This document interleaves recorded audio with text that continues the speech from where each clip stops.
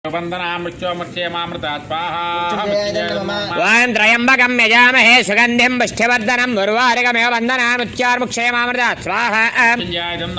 त्रयंबकं यजामहे सुगंधिं पुष्टिवर्धनं उर्वारुकमिव बन्धनानुच्चार्मुक्षयमामृतात् स्वाहा। ओम त्रयंबकं यजामहे सुगंधिं पुष्टिवर्धनं उर्वारुकमिव बन्धनानुच्चार्मुक्षयमामृतात् स्वाहा।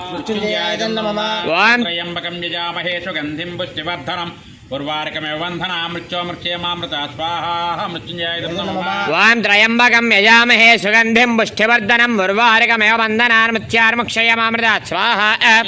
ओम त्रयंबकं यजामहे सुगंधिं पुष्टिवर्धनं उर्वारुकमिव बन्धनानुच्चार्मुक्षयमामृतात् स्वाहा। मृत्युंजयाय नमः। ओम त्रयंबकं यजामहे सुगंधिं पुष्टिवर्धनं उर्वारुकमिव बन्धनानुच्चार्मुक्षयमामृतात् स्वाहा। मृत्युंजयाय नमः।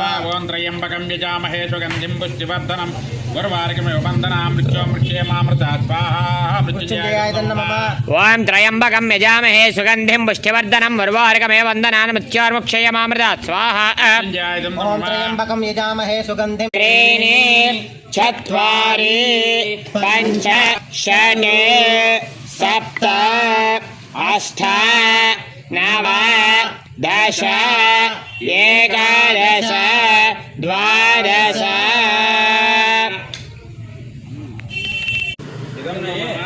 సప్తవదయ ఇదం నవమ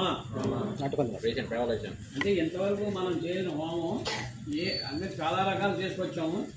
ఆ హోమాలన్నిటికీ కూడా మనం ఏ దేవుడి పేరు చెప్పి అందులో నెయ్యి వేసినా ద్రవ్యం వేసినా అవన్నీ కూడా అగ్నిహోత్రం తీసుకెళ్ళి అన్నమాట. అంటే మన గ్రామంలో బాజువాకలో ఈ చదువులో ఈ భక్తులందరూ కూర్చొని హోమం చేస్తూ నీకేమో నీకు అవిష్ ఇచ్చారు అని చెప్పిన అవిష్ పెట్టుకెళ్ళి ఇస్తారు.